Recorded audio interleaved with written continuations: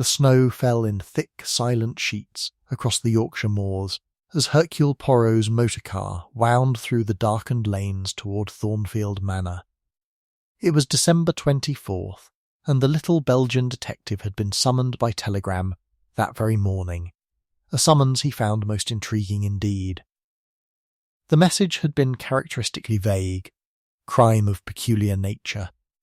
Your expertise requested immediately, Lord Ashworth. Thornfield Manor blazed with Christmas lights when Poirot arrived, its Gothic architecture softened by wreaths of holly and garlands of evergreen. Yet beneath this festive veneer lay something far darker. Poirot was received not by the cheerful household he expected, but by a visibly shaken Lord Ashworth, his face ashen against the crimson drawing-room. "Thank God you've come," Ashworth said, his hands trembling as he poured whisky with unsteady fingers. "It's my nephew, Adrian. He's been murdered. Murdered in his locked bedroom on Christmas Eve of all nights." Poirot settled into a leather wing-chair, his precise fingers forming a tent beneath his chin. "Tell me everything, monsieur. Leave nothing to chance." Adrian Ashworth, a dissolute young man of 32, had retired to his room at 9:30 the previous evening.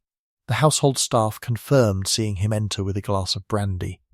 At midnight, when carolers began singing beneath his window, no light shone from his chamber. At midnight, a housemaid heard what she described as a peculiar sound, like something heavy falling. She thought nothing of it until morning, when Adrian failed to appear for breakfast. The door had been locked from the inside. When the butler broke it down, they found Adrian sprawled across the Persian rug, a silver letter opener protruding from between his ribs. The weapon bore the Ashworth family crest. Death, the local physician estimated, had occurred between midnight and 1 o'clock. Yet here lay the impossibility. The room was sealed. Windows were latched from within, the lock intact, showing no signs of tampering. The letter opener came from the library downstairs, a weapon of opportunity that anyone in the household might have accessed. Adrian's door was locked from the inside, with the key still in the mechanism.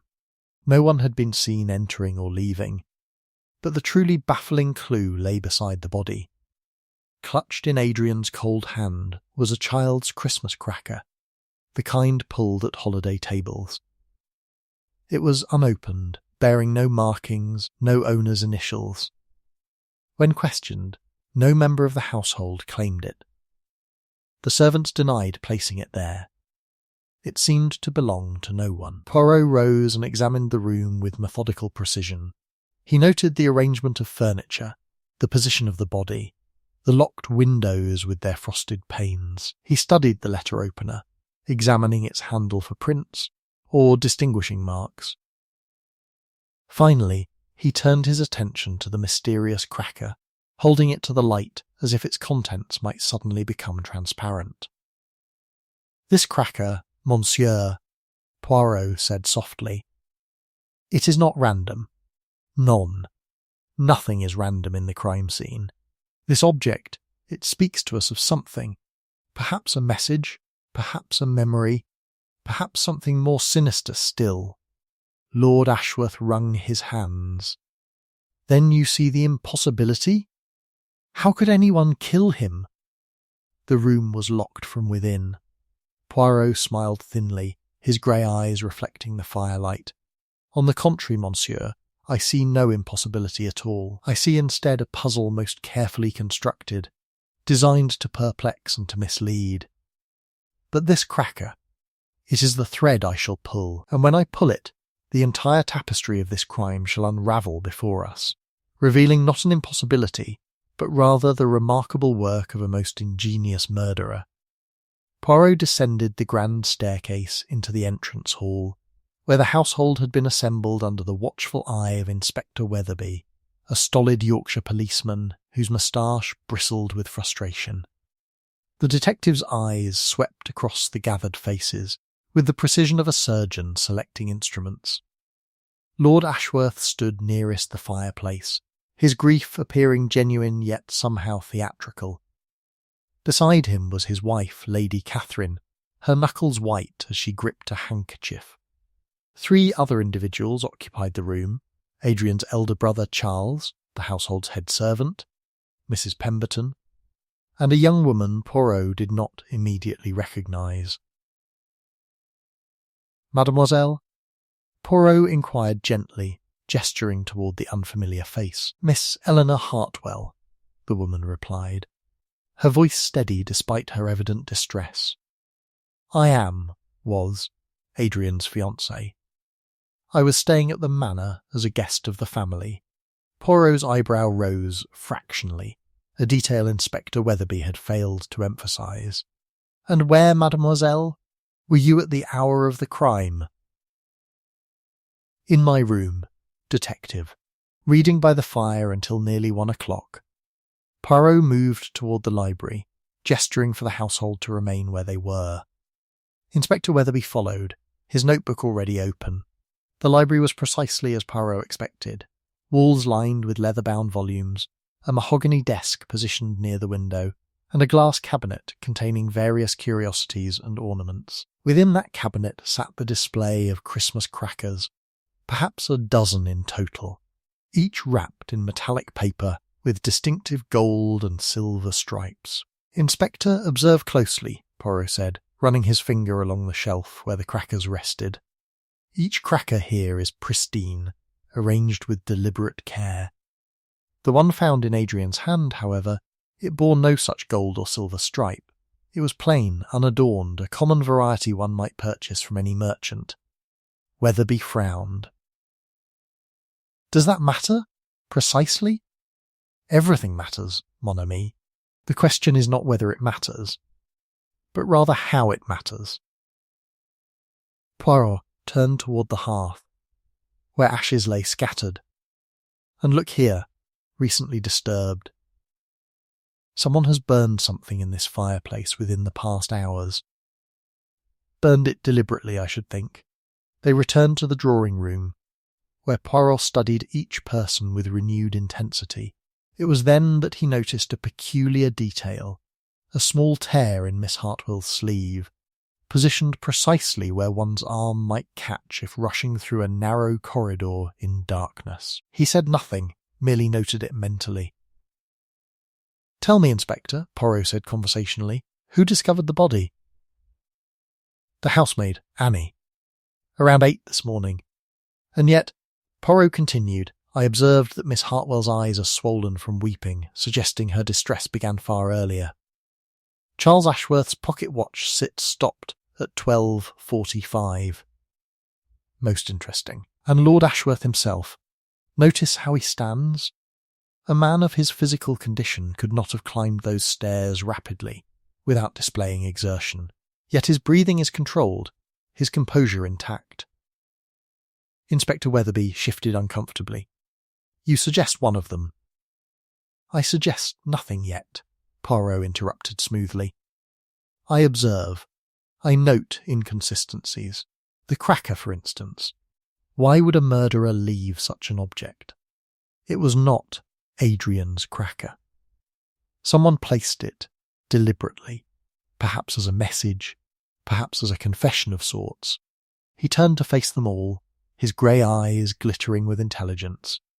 "The locked room presents no paradox to one who understands human nature and the psychology of guilt. What troubles me is not the impossibility of the crime, but rather the terrible clarity with which deception announces itself to those who truly listen. And I, messieurs et mesdames, have listened most carefully indeed." Poirot settled himself in the library with deliberate ceremony, positioning a small notebook upon the mahogany desk. Inspector Weatherby stood nearby, alternately sceptical and intrigued. The detective requested each member of the household be brought to him individually, beginning with Charles Ashworth, Adrian's elder brother. Charles entered with the measured stride of a man accustomed to authority, yet his jaw tightened almost imperceptibly when Poirot gestured him toward the chair opposite the desk. He was tall, perhaps 45, with silver threading through his dark hair, a man whose bearing suggested military service or corporate discipline. Your brother, Monsieur? Poirot began gently. He was not universally beloved, I perceive. Adrian had his difficulties, Charles replied carefully. Gambling debts, romantic entanglements. Father had recently threatened to cut off his allowance. And you, Monsieur? How did you regard these difficulties? Charles hesitated, a fraction too long. As a family matter. Unfortunate, but not unprecedented.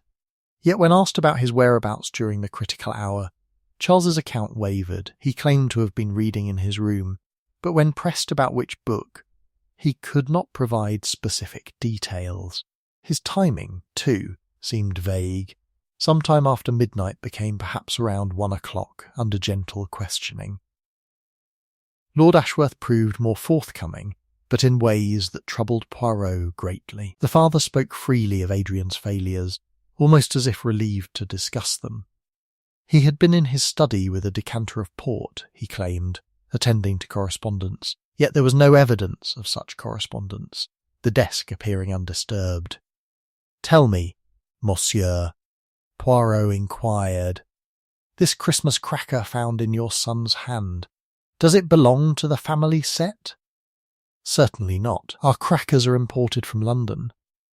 "Those are silver and gold." "Precisely so." "And yet someone placed this common cracker deliberately into Adrian's grasp after his death. Does this not suggest a message? A token of some kind?" Lord Ashworth's face paled. His hand trembled as he reached for water. "I cannot imagine what message a cracker could convey, detective." Mrs. Pemberton, the head servant, provided the most reliable account, yet spoke with evident reluctance. She confirmed hearing the sound of something falling at 12:35 precisely. She had been noting the time due to her concern about the carolers' disturbance.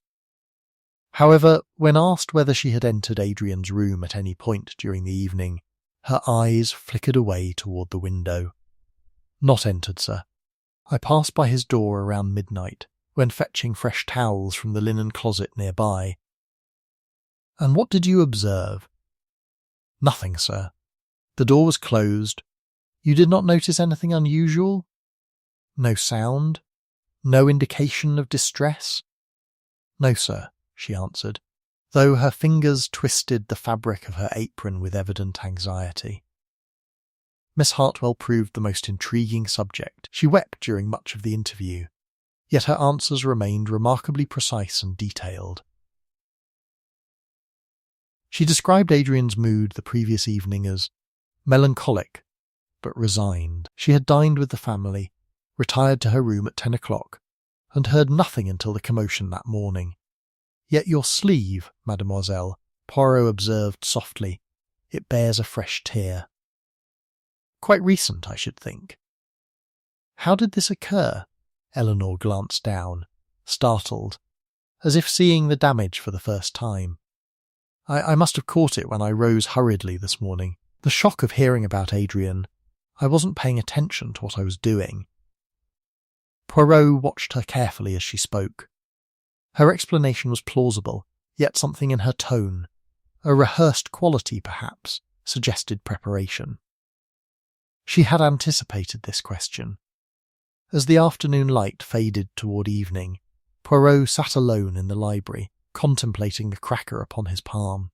4 suspects, 4 incomplete accounts, each containing threads of deception, woven deliberately into narratives of innocence. The question was not who possessed motive, all of them did, but rather who possessed the audacity to stage such an elaborate deception, complete with a locked room and a mysterious Christmas token.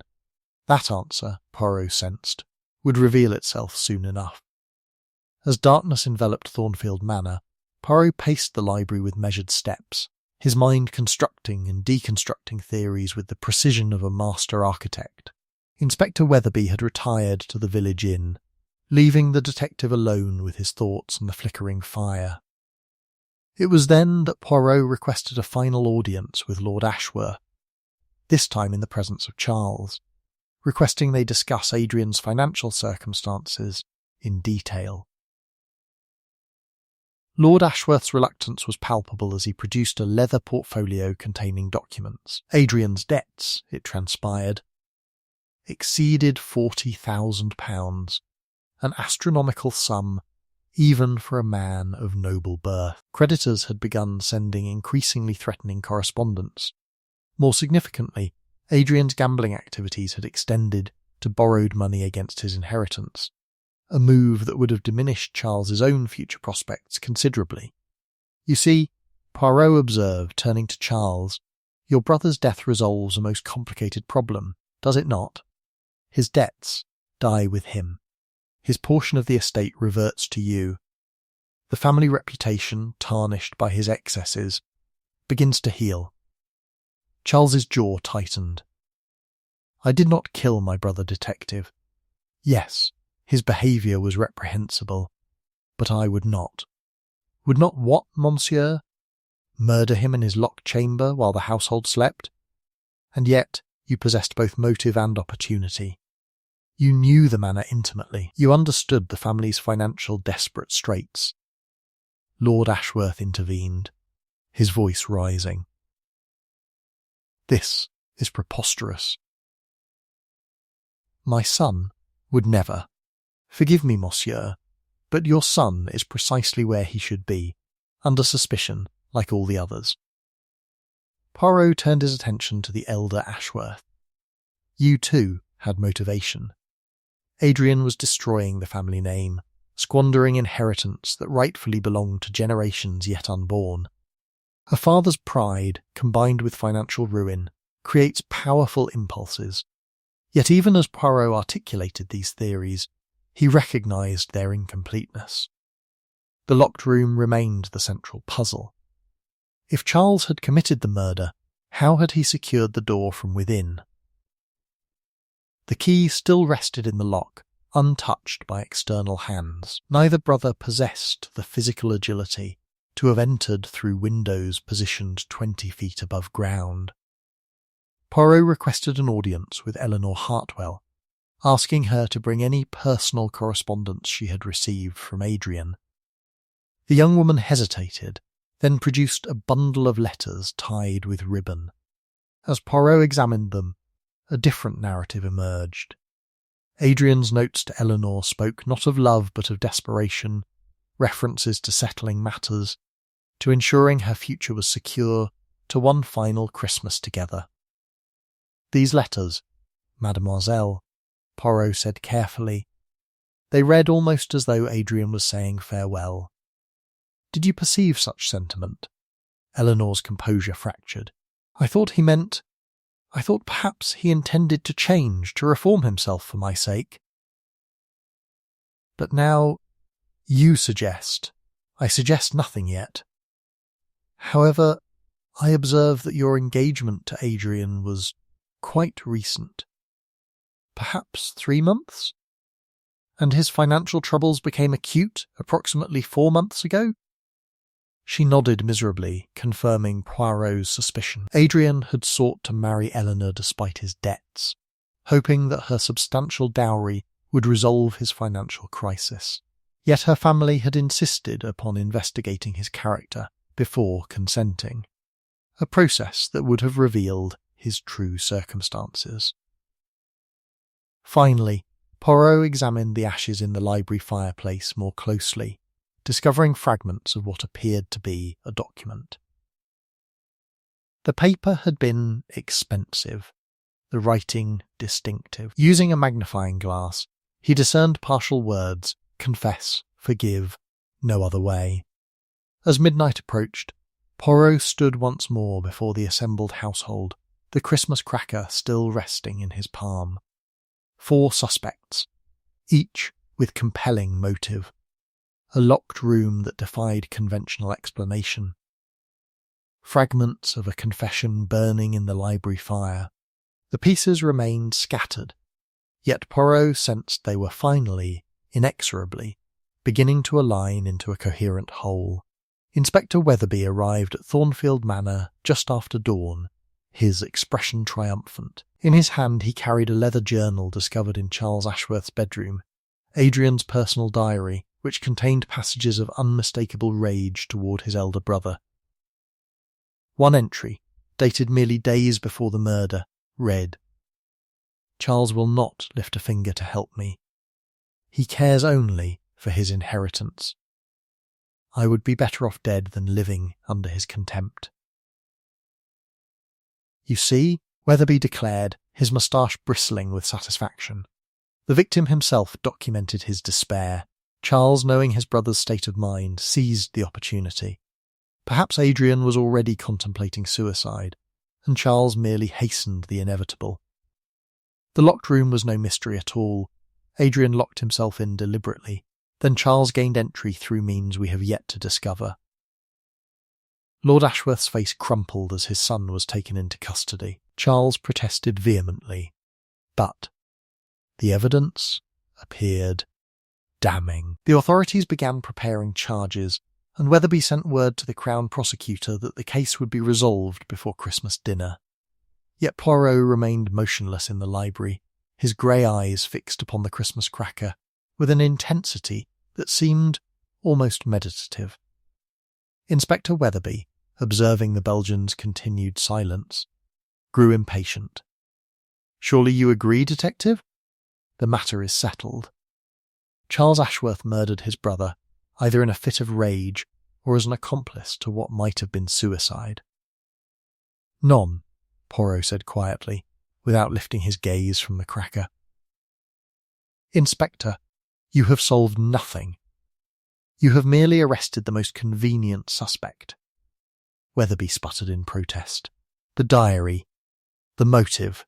The diary, monsieur, was written by Adrian himself, yes? And yet, who among us has truly verified that Adrian wrote those final entries?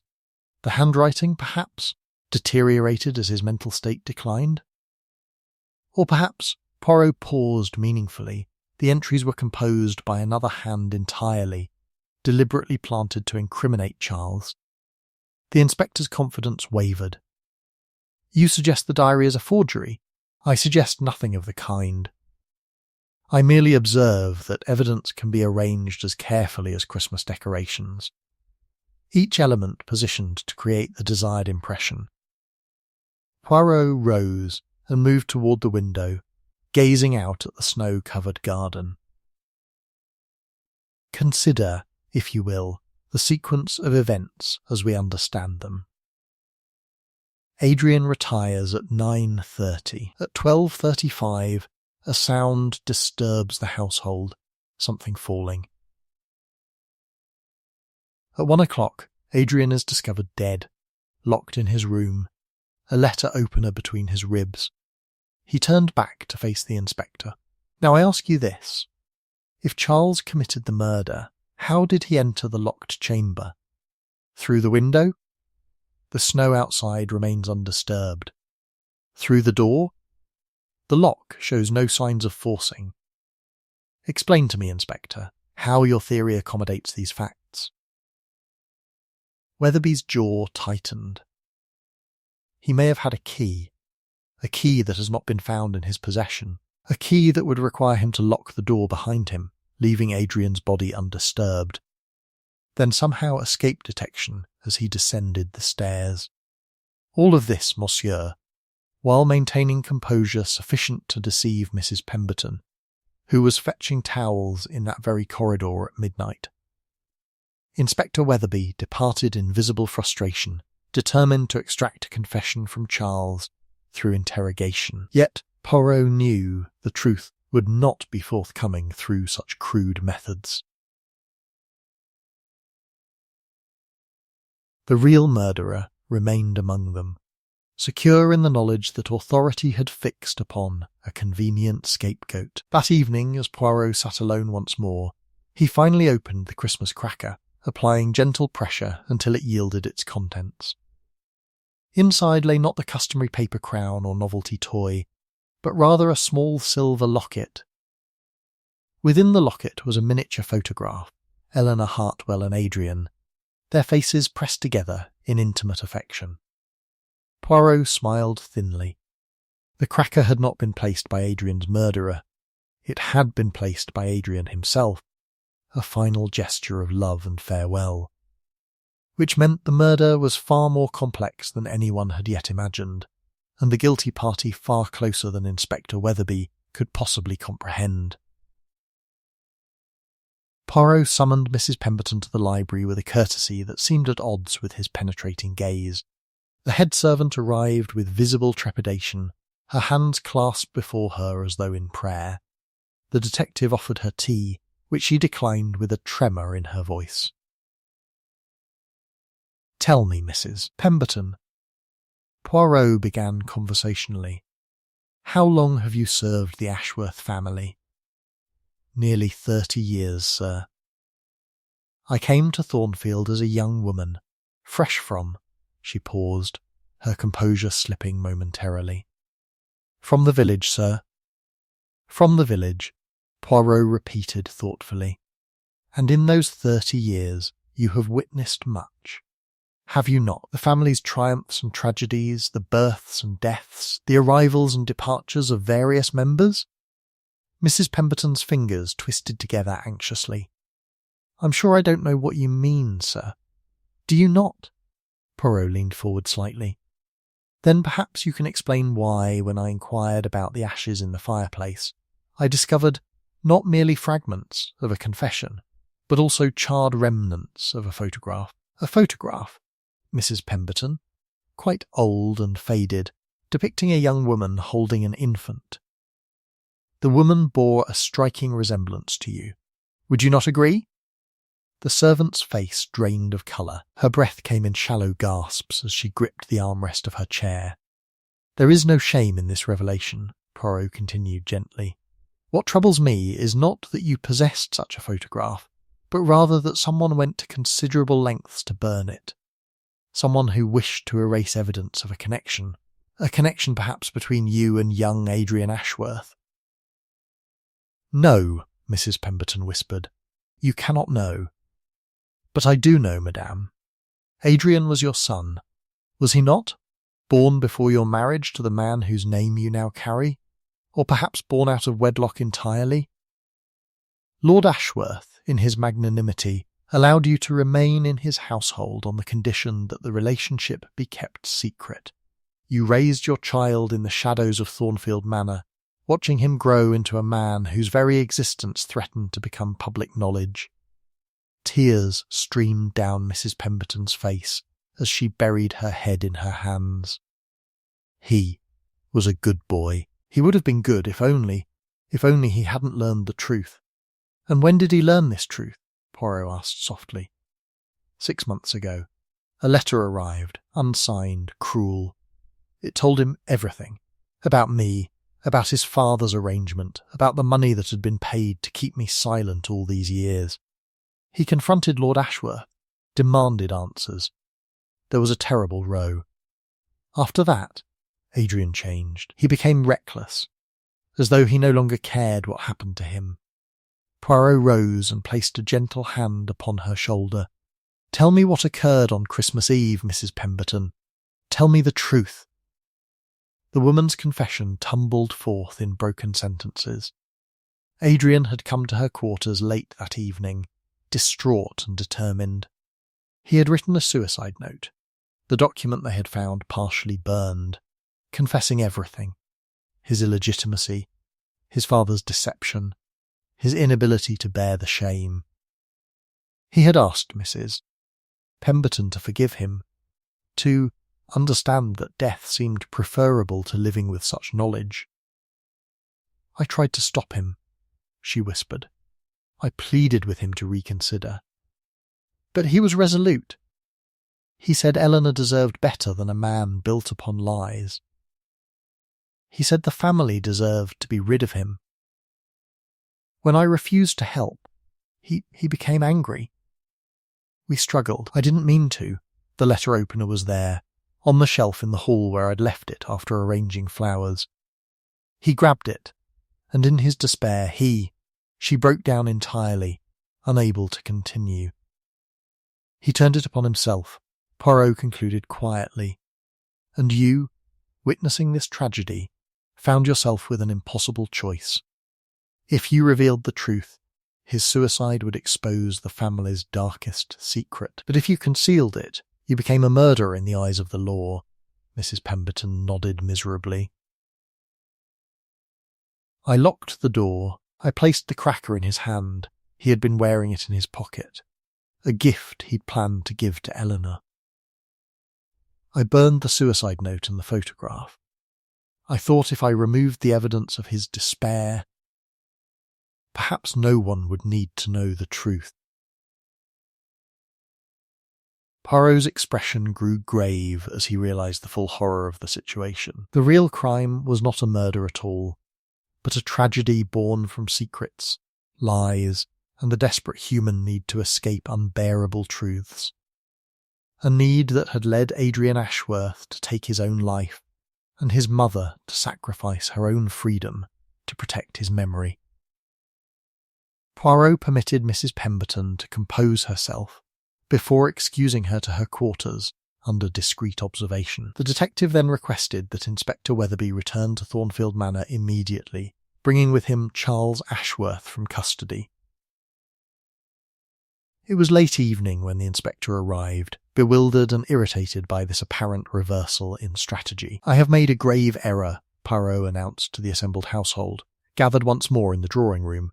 "My initial assessments were premature. Inspector Weatherby's arrest of Charles Ashworth was indeed misguided, but not for the reasons I initially suspected.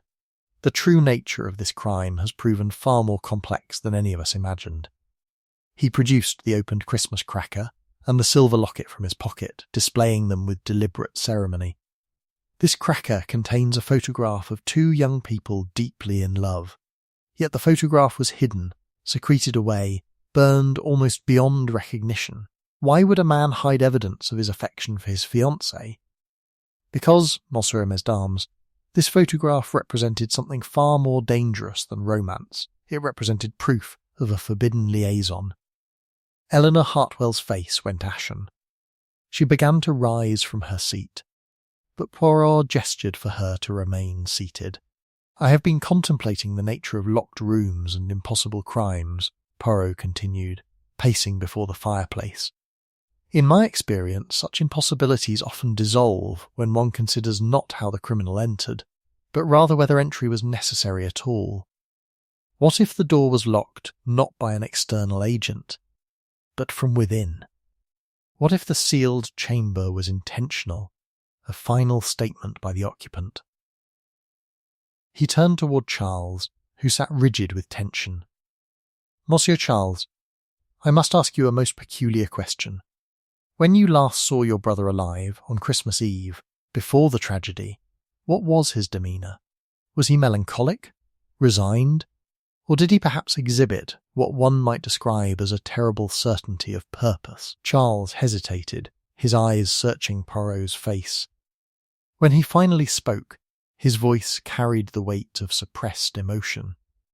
He seemed at peace. It struck me as odd at the time. Despite his troubles, he appeared almost serene. "Precisely," Poirot said. "And Eleanor, Mademoiselle, when Adrian gave you the Christmas cracker, for I now believe he did indeed give it to you, what words did he speak?" Eleanor's tears flowed freely. "He said it was a reminder that even Christmas crackers contain surprises. He said some surprises were joyful, but some were transformative. I didn't understand what he meant."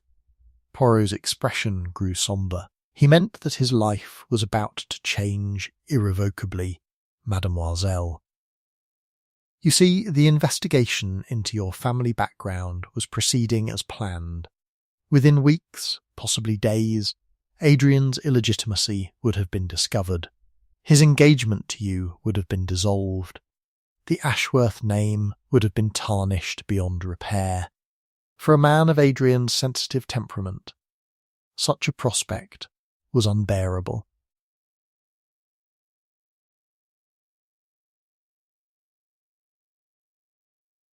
He produced a final document, another letter, this one addressed to Eleanor, and recovered from Adrian's desk drawer.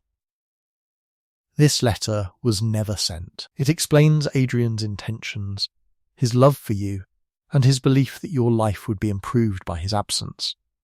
It is, in essence, a farewell. Lord Ashworth's face crumpled as he grasped the implications. Lady Catherine wept silently beside him. Charles rose abruptly and turned away, unable to witness his father's anguish. But the letter opener, Inspector Weatherby protested weakly.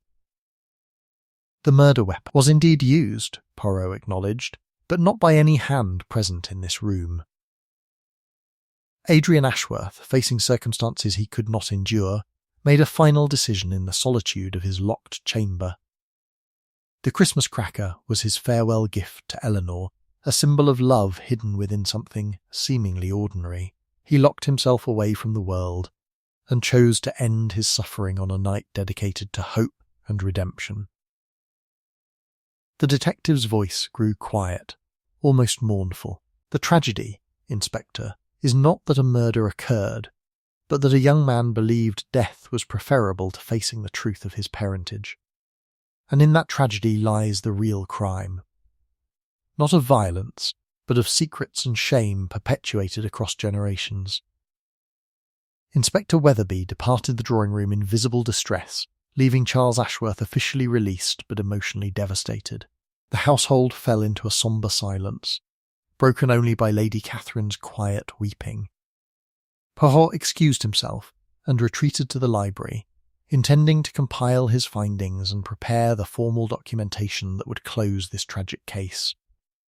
Yet when he arrived, his careful organisation had been thoroughly disrupted. Papers lay scattered across the mahogany desk.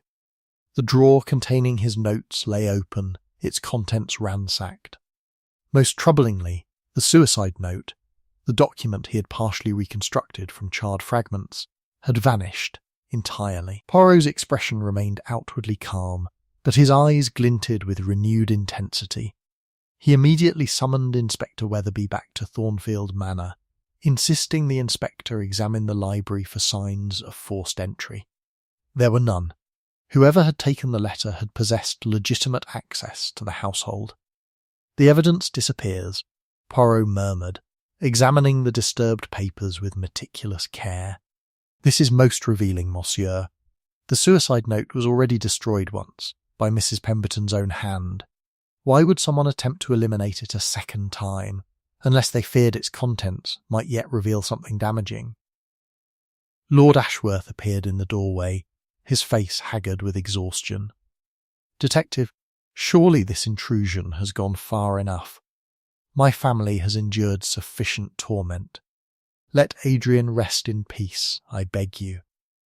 With respect, monsieur, your family's suffering began not with Adrian's death, but with the deception that preceded it. The truth must emerge completely, or it will fester like an infected wound. That evening, Poirot requested a private audience with Charles. The young man arrived, his demeanour marked by guilt that seemed disproportionate to any involvement in Adrian's death. Monsieur Charles, Poirot began carefully. You have been suspiciously quiet regarding certain matters. When I mentioned the suicide note, you displayed no surprise whatsoever. You knew of its existence before my revelation, did you not? Charles's shoulders sagged. Adrian showed it to me. 3 days before Christmas. He wanted someone to know his reasons, to understand that what he planned was deliberate, not impulsive. He asked me to keep it secret, to protect Eleanor from unnecessary pain. And yet, Poirot pressed, you permitted your father to allow Mrs. Pemberton's arrest, or rather, her detention, without revealing this critical information. Why, monsieur? Because I destroyed it. Charles's voice rose with anguish. After Adrian died, after I realised what he had done, I couldn't bear the thought of that letter becoming public. It would have raised too many questions. Mother would have learned about Adrian's illegitimacy. The family scandal would have been complete. I burned it, hoping that if the evidence disappeared, the investigation would focus on the locked room mystery rather than Adrian's state of mind. Poirot's expression softened slightly. But you did not burn it the second time, when it vanished from my desk. No. I swear to you, I did not. I thought it was already destroyed. The detective studied Charles intently, his grey eyes searching for deception. Finding none, he turned toward the door. Someone else fears the complete truth emerging, someone who stands to lose far more than a family reputation. Poirot moved swiftly through the manor's corridors toward the servants' quarters, where he found Mrs. Pemberton packing her belongings into a leather trunk. Her face registered shock at his sudden appearance. "You are leaving, madame," Poirot observed. "I have no choice, sir. With Charles's release, the household will be disbanding. I thought it best to disappear before anyone realised you did not act alone." Poirot interrupted gently. "You did not burn the suicide note the second time, did you, Mrs. Pemberton? That was someone else, someone who needed to ensure Adrian's letter remained hidden, not to protect the family, but to conceal their own involvement in Adrian's death." Mrs. Pemberton's hands trembled. "I don't know what you mean, sir." "Then allow me to be explicit," Poirot said coldly. Adrian's suicide note, when I partially reconstructed it from the ashes, contained more than mere farewells. It contained accusations. It named the person who had anonymously revealed his illegitimacy to him 6 months ago. The person who deliberately destroyed his life by exposing a secret that was never meant to be known. "Tell me, Mrs. Pemberton, did Adrian write that name before he died? And did you recognise it?" The servant sank onto the bed, her composure crumbling entirely.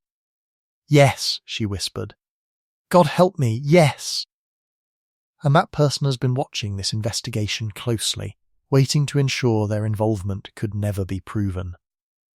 Before Mrs. Pemberton could reveal the name, a sudden commotion erupted from the corridor. Shouts echoed through Thornfield Manor, followed by the unmistakable sound of breaking glass.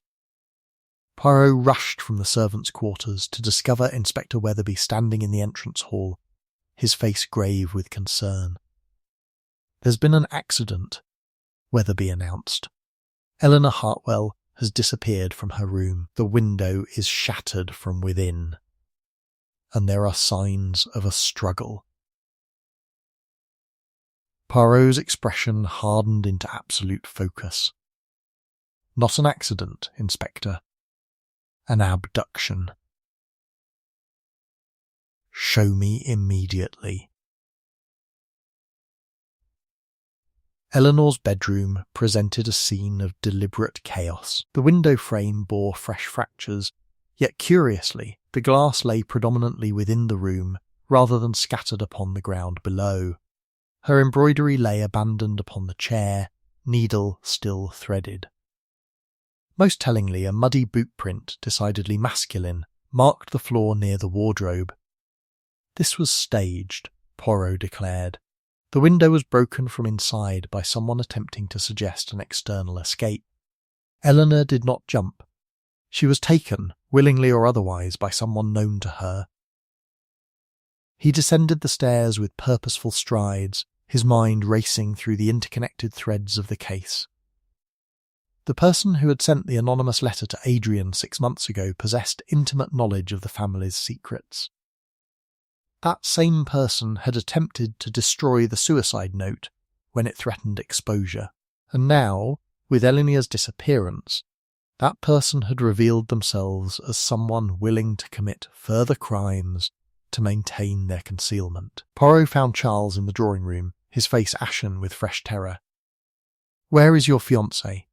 Poirot demanded. "I don't know. I was in the library when I heard the commotion." "I swear to you, detective."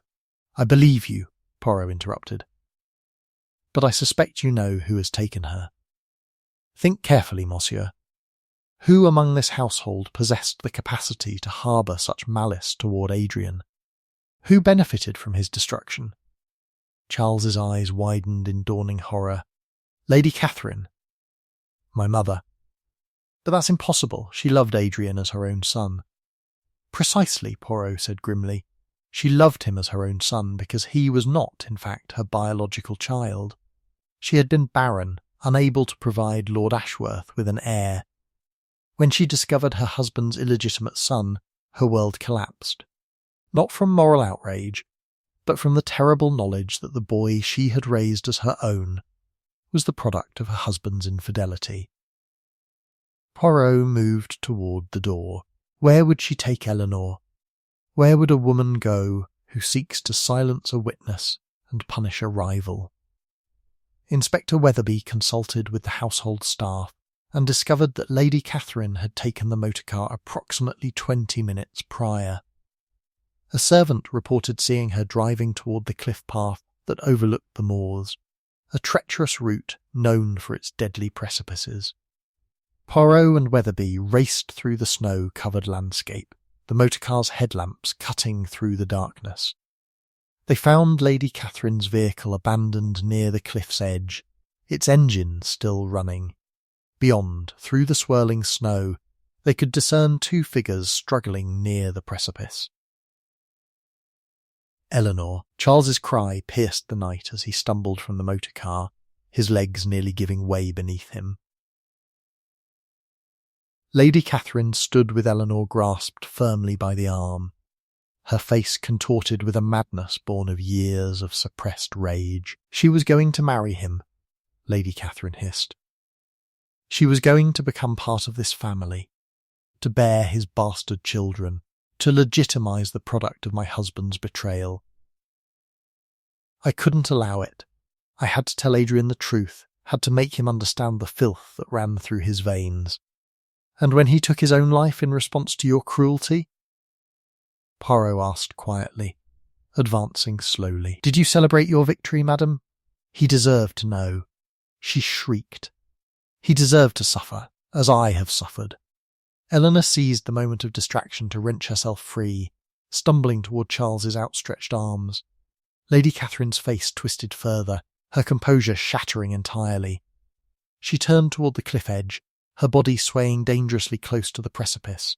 Madame, do not compound this tragedy, Poirot urged, his voice carrying an unexpected gentleness. You are already guilty of malice aforethought. Do not add suicide to the burden your soul must bear. For a breathless moment, silence reigned upon the windswept cliff.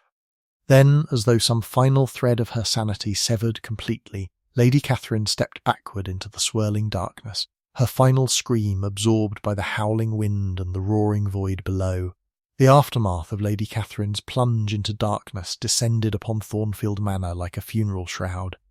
Inspector Weatherby coordinated the recovery efforts while Eleanor, wrapped in blankets and attended by a local physician, struggled to comprehend the tragedy she had witnessed. Charles remained motionless beside her, his hand clasping hers with desperate intensity, as though physical contact alone could anchor them both to sanity.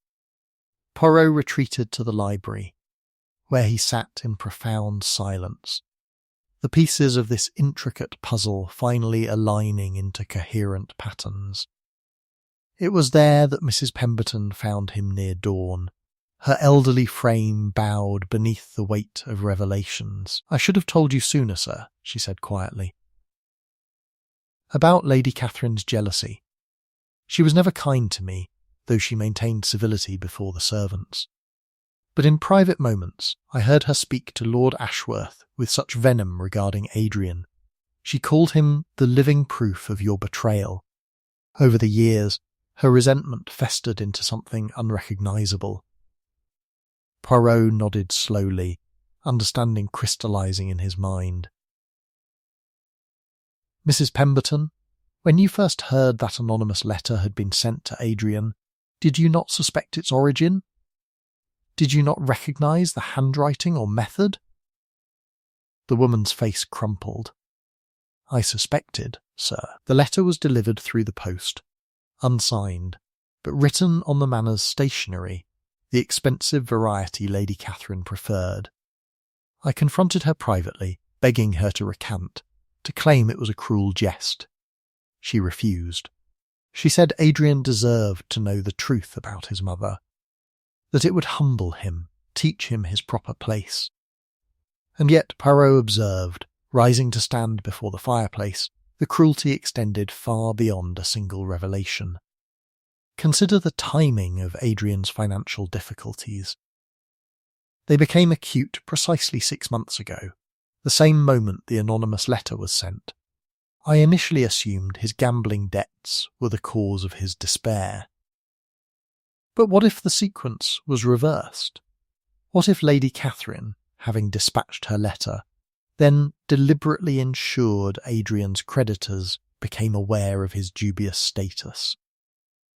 He retrieved a ledger from Lord Ashworth's desk, which he had examined during his preliminary investigation. These correspondence entries here, notes regarding Adrian's creditors and their sudden aggressive demands, all bear dates within weeks of the anonymous letter's dispatch.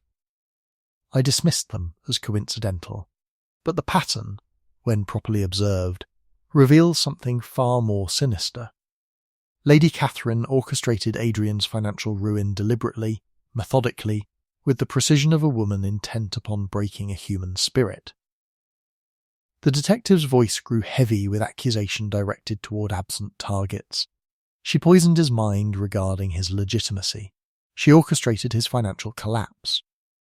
She ensured that Eleanor's family would discover his illegitimacy, thereby destroying his final hope of redemption through marriage. She constructed, with mathematical precision, a prison of despair from which Adrian saw only one escape. Mrs. Pemberton wept openly. I tried to warn him, sir. I told him his mother, that is Lady Catherine, had always harboured darkness. But he loved her. Despite everything, he could not believe a woman who had raised him could wish him such suffering. That, Poirot said quietly, is the true tragedy of this case. Adrian's faith in familial love blinded him to the depths of Lady Catherine's vindictiveness. She did not merely wish to punish him, she sought to erase him entirely, to undo the very evidence of his existence. And when the investigation began, threatening to expose her machinations, she moved to eliminate Eleanor as well, the only other witness to Adrian's state of mind. Poirot moved toward the window, gazing out at the snow-covered grounds, where recovery teams still searched the cliff's base. The Christmas cracker, Mrs. Pemberton. That small detail, seemingly inconsequential, was in fact the thread connecting all elements of this tragedy. Adrian placed it in his pocket as a final token of love for Eleanor, proof that even in his darkest moment, his heart remained capable of affection.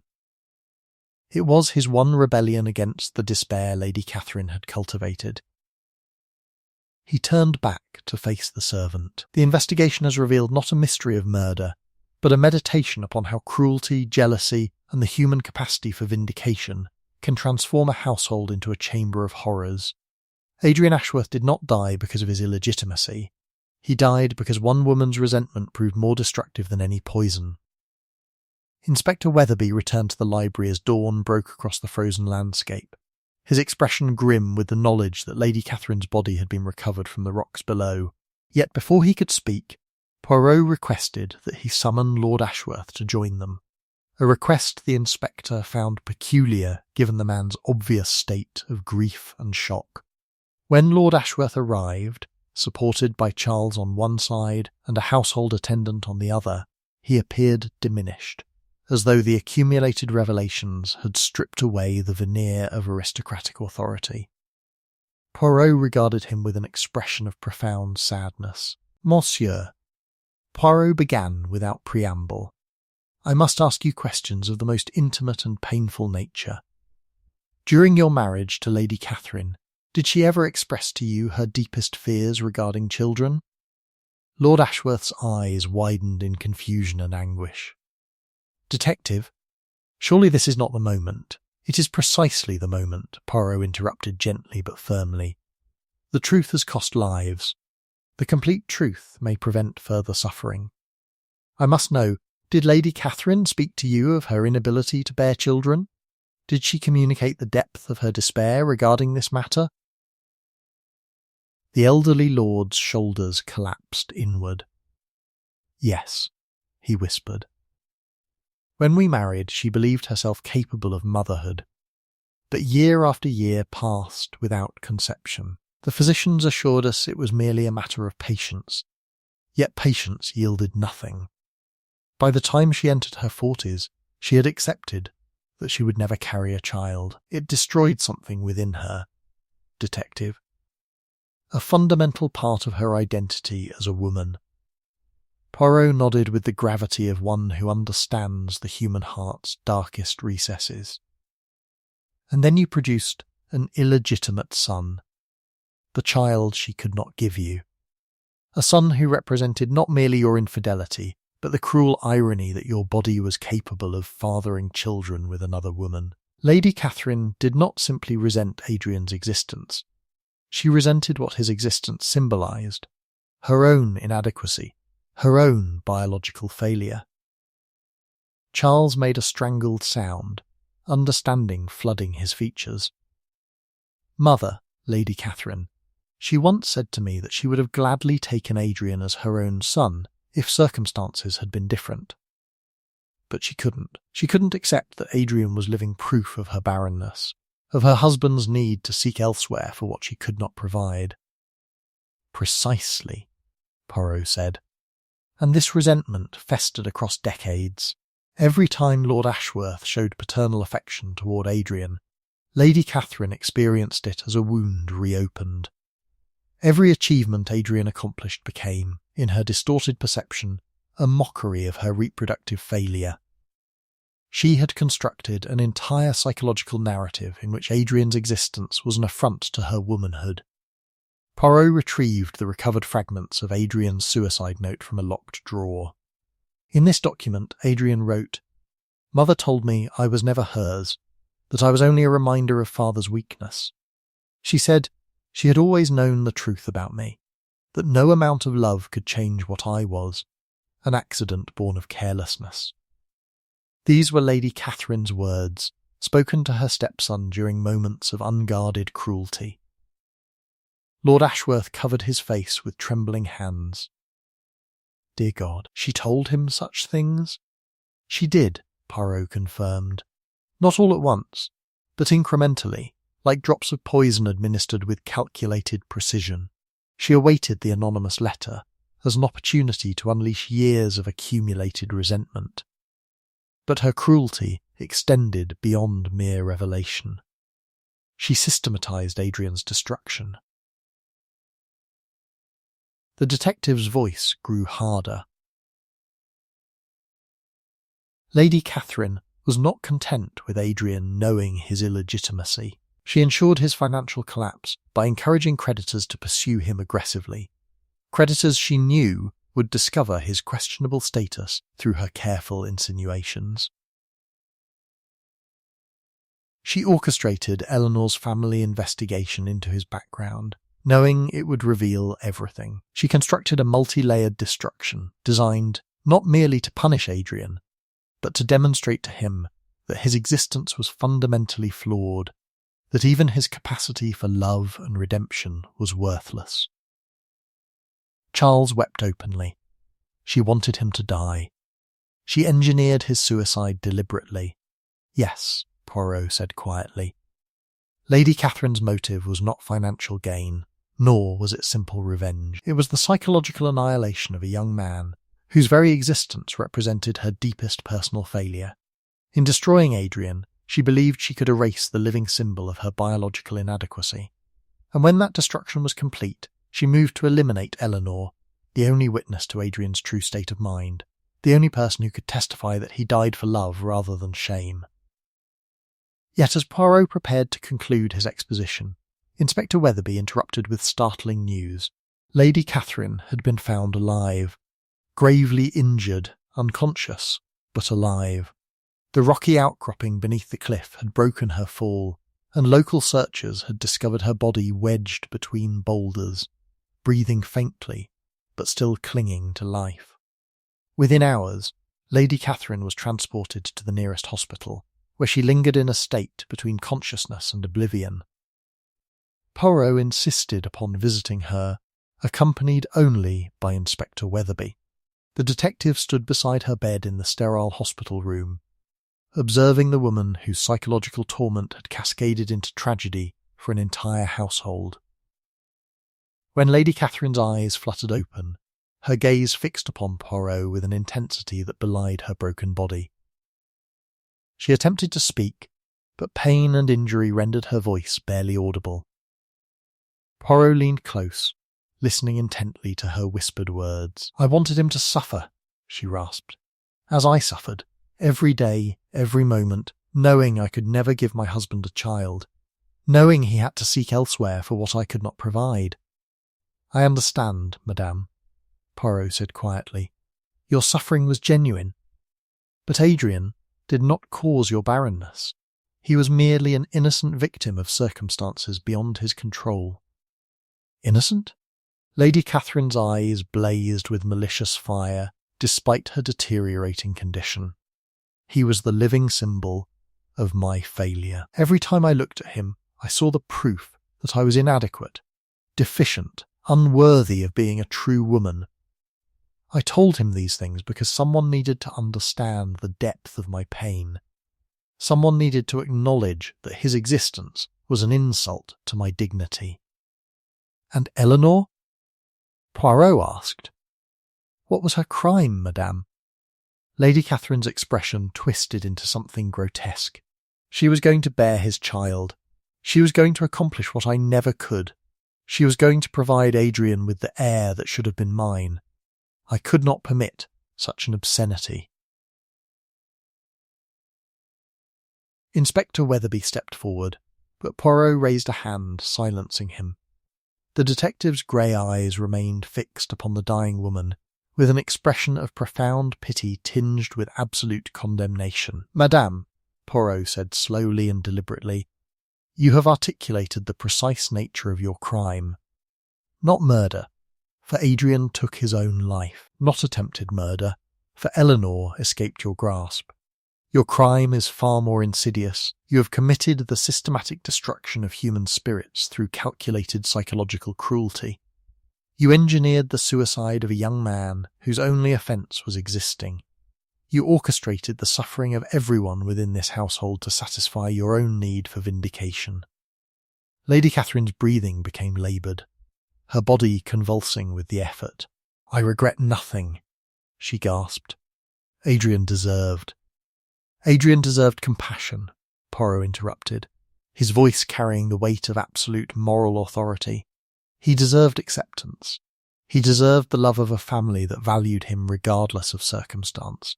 Instead, he received only your hatred, disguised as truth-telling, channeled through years of accumulated resentment." The detective turned toward Inspector Weatherby. "Document her confession, Inspector. Madam has confessed to deliberately engineering Adrian Ashworth's suicide through sustained psychological abuse. She has confessed to orchestrating his financial ruin and his romantic destruction. She has confessed to the attempted abduction and likely murder of Miss Eleanor Hartwell." Lady Catherine's hand reached out weakly, grasping at empty air. "I was suffering." "Your suffering does not justify the suffering you inflicted," Poirot said with absolute finality.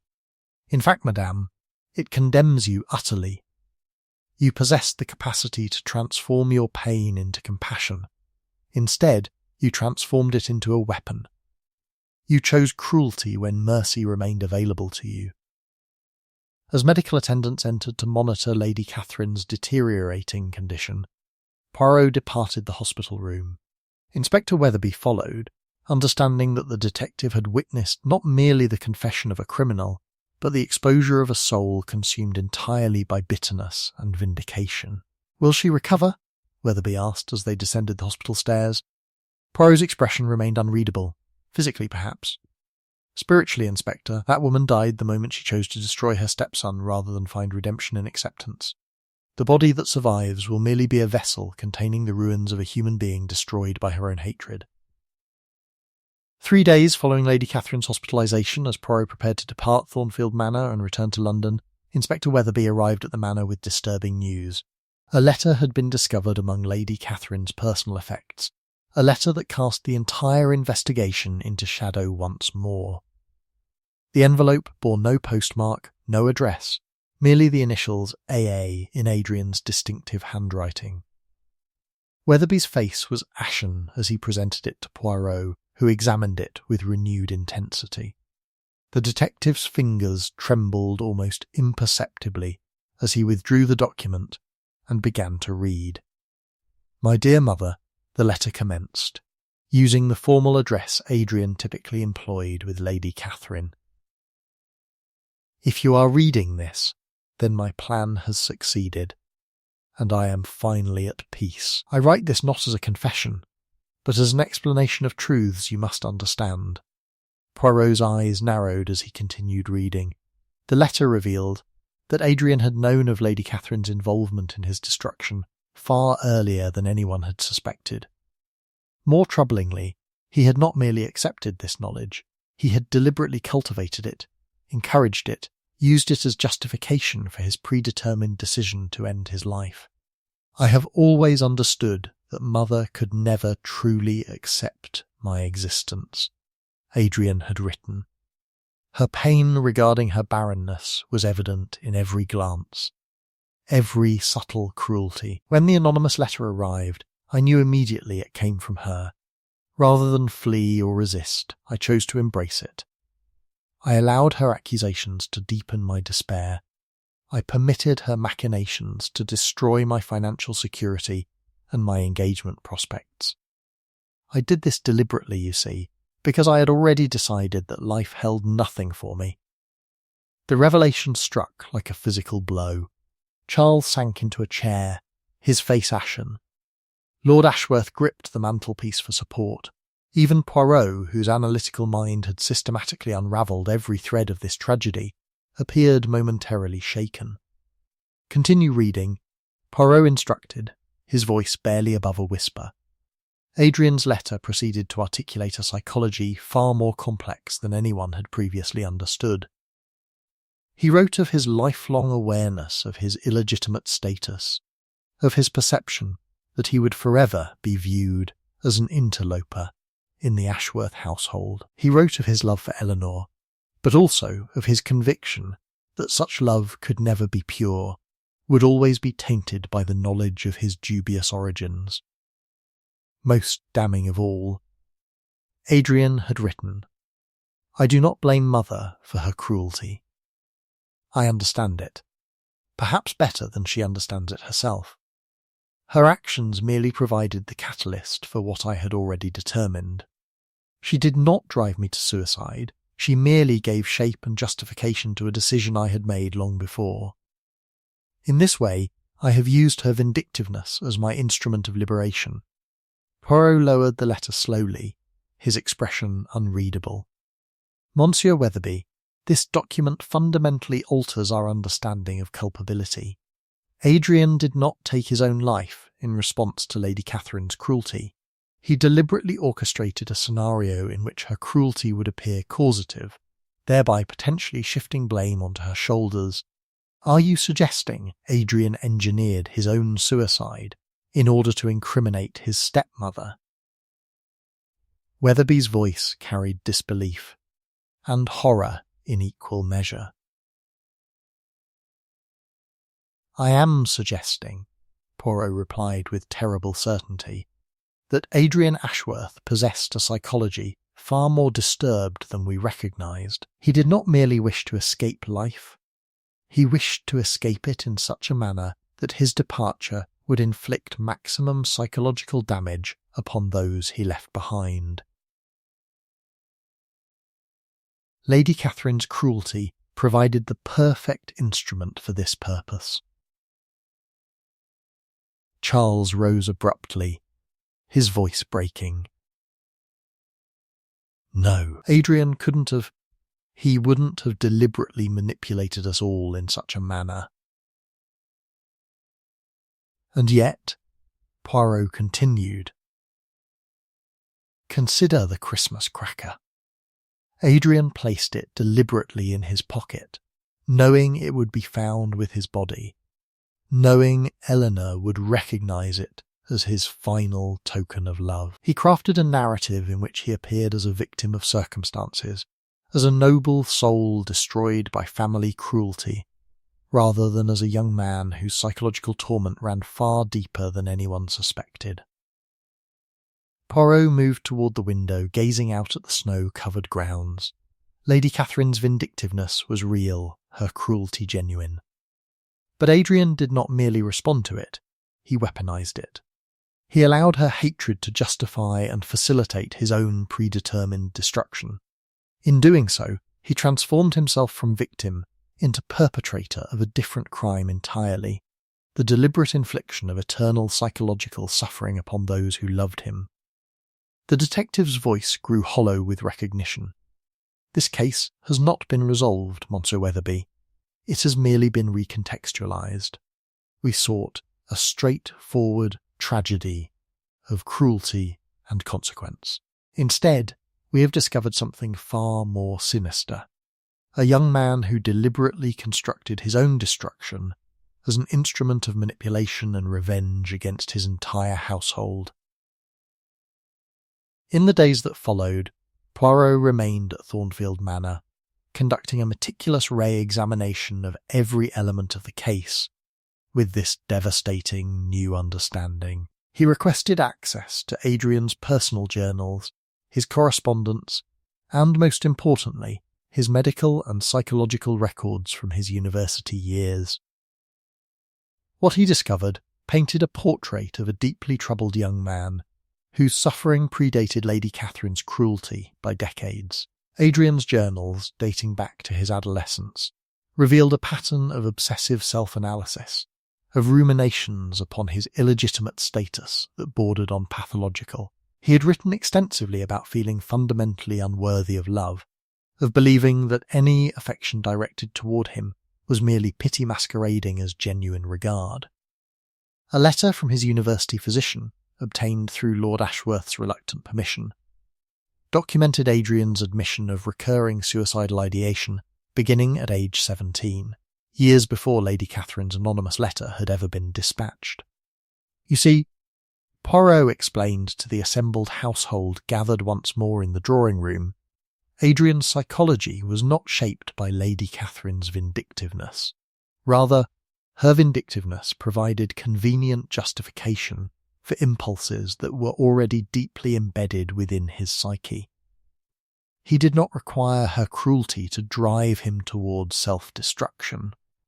He required only the opportunity to frame that self-destruction in terms that would appear justified to the world. Inspector Weatherby's frustration was evident. Then what justice is possible here, detective? Adrian deliberately manipulated his own death. Lady Catherine, though cruel, did not technically cause his suicide. Mrs. Pemberton concealed evidence. Charles destroyed a confession. Where does culpability truly lie? Poirot's expression grew grave. Justice, Inspector, is a concept far more nuanced than the law often permits. Yes, Adrian orchestrated his own destruction, but this does not absolve Lady Catherine of her cruelty, nor does it diminish the harm her actions inflicted upon a vulnerable young man. Similarly, Adrian's manipulation does not excuse the systematic psychological abuse he endured. Both perpetrator and victim occupied roles that were simultaneously genuine and constructed. The detective turned toward Lord Ashworth. Monsieur, I must ask you a final question.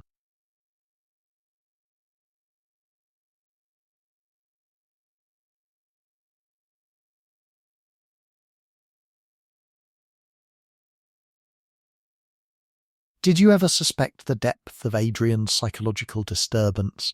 The elderly lord's face crumpled. There were signs, moments when he seemed almost resigned to suffering, as though he had accepted some fundamental deficiency within himself. But I attributed this to adolescent melancholy. I did not perceive the true extent of his despair. None of us did, Poirot acknowledged. Because Adrian possessed the intelligence and psychological sophistication to conceal his true condition. He performed the role of a young man struggling against external circumstances, while simultaneously orchestrating those very circumstances to justify his predetermined escape. Poirot retrieved Adrian's final letter once more, examining it with profound sadness. This document constitutes a confession of premeditation. Adrian admits to deliberately allowing Lady Catherine's cruelty to deepen his despair. He articulates awareness that her actions were not causative but merely catalytic. And most damningly, he reveals his intention to weaponize his own death as an instrument of psychological torment against his family. Inspector Weatherby's pen hovered uncertainly above his notebook. "What charges can we file, Detective?" "Adrian is deceased. Lady Catherine is hospitalized and likely to survive with permanent injuries. Mrs. Pemberton concealed evidence but did so ostensibly to protect the family's reputation. Charles destroyed a document but did so believing it would prevent greater harm." "Justice in this case," Poirot said slowly, "must be understood as accountability rather than punishment. Mrs. Pemberton will live with the knowledge that her love for Adrian, though genuine, inadvertently facilitated his manipulation. Charles will bear the burden of understanding that his brother deliberately constructed a narrative of victimhood to inflict maximum psychological damage. Lord Ashworth will struggle eternally with the question of whether greater paternal vigilance might have prevented this tragedy." He paused, his grey eyes reflecting the firelight with haunting intensity. "And Lady Catherine, should she recover, will confront a truth far more devastating than any legal penalty. She will understand that her cruelty, though real and unjustifiable, did not cause Adrian's death.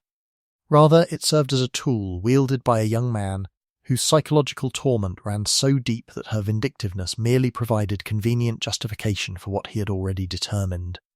Poirot moved toward the window one final time, gazing out at the snow-covered moors. "The true crime in this case is not murder, nor is it cruelty alone.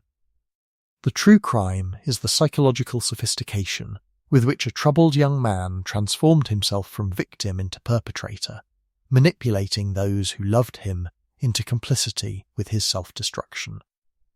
And this crime, Inspector, admits no legal remedy.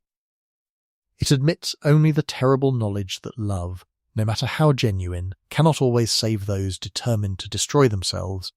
As Poirot prepared to depart Thornfield Manor on the morning of December 28th, he found himself drawn once more to the library, where he had spent so many hours unravelling the threads of this tragedy. Eleanor Hartwell sat alone by the window, her recovery progressing slowly under the care of physicians and the devoted attention of Charles Ashworth, who had barely left her side. "Mademoiselle," Poirot greeted her softly, "I trust you are finding some measure of peace?"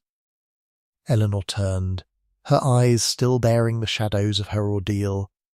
"As much peace as one can find, Detective, when one realises the person you loved was far more complex than you ever imagined. I have read Adrian's final letter. I understand now that his declarations of love, though perhaps genuine in their own fashion, were also instrumentalised as part of his larger design." Poirot settled into the chair opposite her. "And this knowledge, does it diminish the love you bore him?" "I confess I do not know," Eleanor replied with painful honesty. "I loved a man who existed primarily in my imagination, a construction I created from his words and gestures. The real Adrian, it seems, was engaged in far more insidious pursuits." Poirot nodded thoughtfully. "Yet, mademoiselle, I must pose to you a question that has troubled me since my examination of Adrian's documents concluded. In his letter to Lady Catherine, Adrian wrote that he had always perceived the depth of her suffering regarding her barrenness. Yet how could a young man of limited life experience possess such profound psychological insight? How could he understand, with such precision, the mechanisms of her emotional devastation?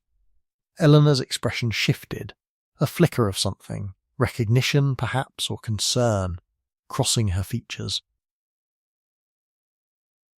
"What are you suggesting, detective?"